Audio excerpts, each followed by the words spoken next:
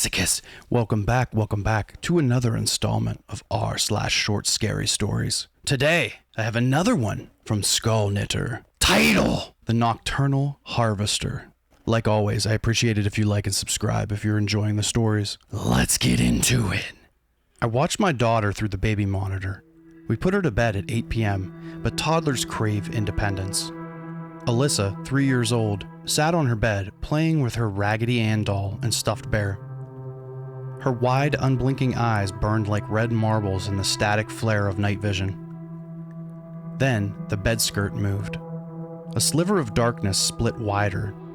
Fingers, impossibly long and delicate, curled around the fabric, peeling it back inch by inch. Silent, careful, another hand gripped the bed frame. The wood let out a quiet creak.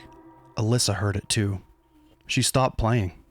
Her little chest rose and fell in short breaths. She stared at the bed frame, frozen. For a moment, she simply watched. Then, as if she understood what was happening, she clamped her hands over her eyes and slid beneath the covers. A tiny sob slipped free. I couldn't move. It pulled itself free. First, the head. Eyeless sockets cored into a pointed skull, nostril slits flaring like gills. The proboscis split like an opening flower. Two palps curling around a glistening needle. Then the limbs. Knees twisted skyward, the body skittering on four hands, fingertips clicking against the floor. The joints bent wrong, moved wrong. A grotesque marionette working by daft hands. And suddenly, it all clicked. The bruises. The ones Alyssa had gotten at school. The ones that appeared every time it came. The thing turned its back to the camera and crawled onto the bed. My body refused to move. I wanted to scream, to do something, but fear pinned me to the mattress. I watched, helpless, as it slithered toward my daughter, joints clicking, limbs contorting to accommodate the climb. The bed canopy above it ruffled, a faint glimmer of metal. Alyssa whimpered. The creature loomed over her, spine rigid like a mountain range, its labored breath heaving. The proboscis twitched, tasting the air, seeking the warmth of her blood. I flicked the switch. The guillotine blade dropped. The thing shrieked as weighted steel bisected it cleanly at the torso. Limbs spasmed wildly, thrashing like a broken insect. A spray of black ichor splattered the blankets. Alyssa scrambled over the fallen blade and ran, sobbing, from the room. Outside the bedroom door, my husband had heard a shriek and rushed to the hallway closet, racking a shell into his Mossberg shotgun. He threw open my door as Alyssa rushed past him.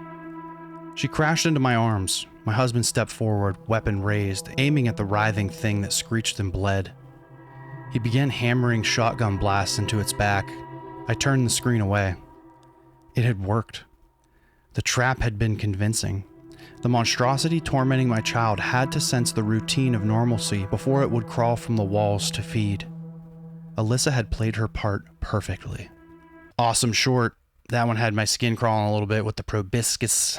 Almost like a giant mosquito or something like that. Absolutely terrifying. What's interesting is the story starts out like a normal horror story, but then quickly turns into this has been happening for quite some time. So this is actually like the execution of the plan to get rid of this thing that they knew about.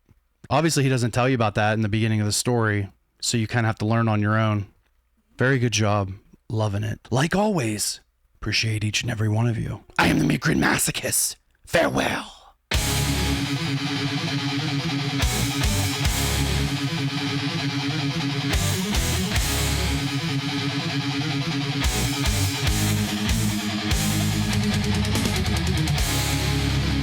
That one had my skin crawling a little bit with the proboscis.